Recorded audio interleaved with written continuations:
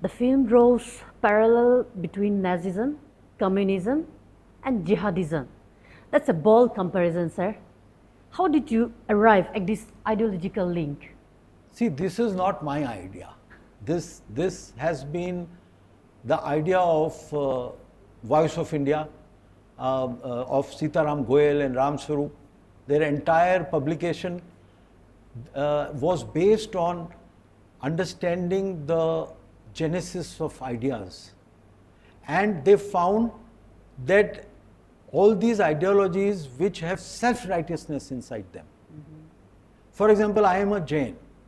So I don't impose my idea on the other person. I will not say that unless you follow this particular thing, you will not get moksha. You have to convert to Jainism or Buddhism or Hinduism, only then you will get moksha. It is not there in our way of thinking. In our way of thinking, we accept all other people who worship their own gods and they are able to reach to a higher level of mind unless they consider us as infidels and start an attack on us. So it is very important to have a deep understanding of these ideologies. So Nazism was about total intolerance of the Jews and their extermination at a very high level. Millions of Jews were massacred by Hitler and in the most gruesome manner.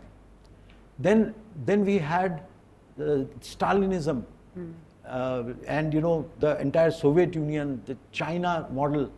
Millions of people were murdered in the Maoist revolution and in the Soviet period, which was exposed by many people who worked very hard at great risk to their lives, and it was exposed and finally the truth came out. And likewise, radical Islam is becoming a big problem because they are very self-righteous about their own ideology. They believe that they know the only true God.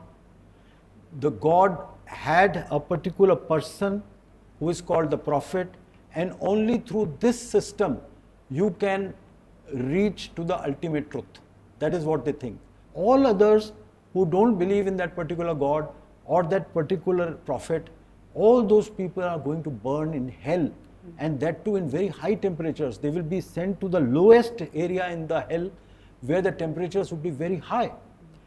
So this kind of intolerance for other people's gods, to reject them, and unfortunately in this country, Hinduism, which believes that everyone can go and achieve moksha, everyone can go and achieve the higher states of mind by worshipping their gods or even not worshipping their gods.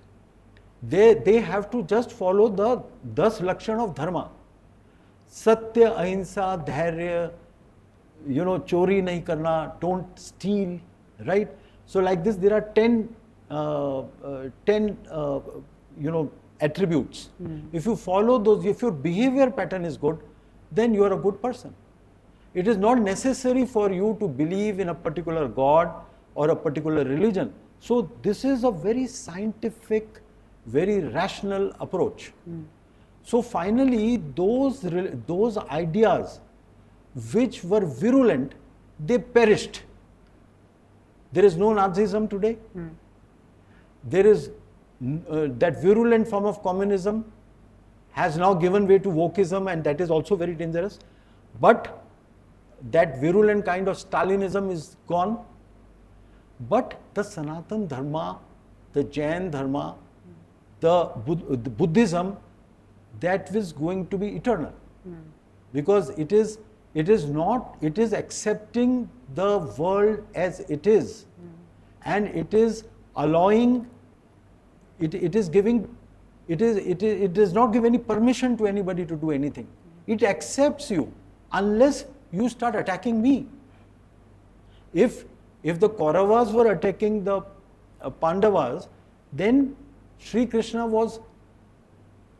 asked the Pandavas to take the weapon and fight. So it is not that we are very, very nice, and if you will come and attack us, for what we believe in, and despite those attacks, we would not have any resistance to what you are doing. That is wokeism. That you go on, that is what is happening in Europe of today. Christianity has got so much softened up in Europe because the guilt of their Nazism, guilt of what they did to other colonies. Now they are so much into that, that area where they are feeling guilty, and now all the immigrants which are coming there, those immigrants are attacking them, and they are quiet and they are accepting all that. So that is the extreme.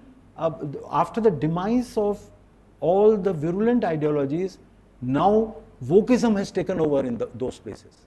But fortunately in India, we have a very strong roots. We have very strong roots of Sanatan Dharma, Buddhism and Jainism.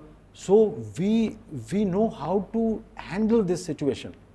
But unfortunately, there are some other ideologies like consumerism, materialism, the kind of comfort which we are looking for in this modern world, which is putting us away from our target. And that is the biggest challenge to Hindu society today. So we are facing, I'm explaining to you how these ideologies, virulent ideologies function, and how we have to safeguard our ideologies, which are ideologies of ahimsa, ideologies of righteousness, ideologies of dharma, and yet we have to be careful about modern consumerism, modern materialism, which is just taking over everything. So it is very important to understand these ideas and then decide how you have to wade through these ideologies.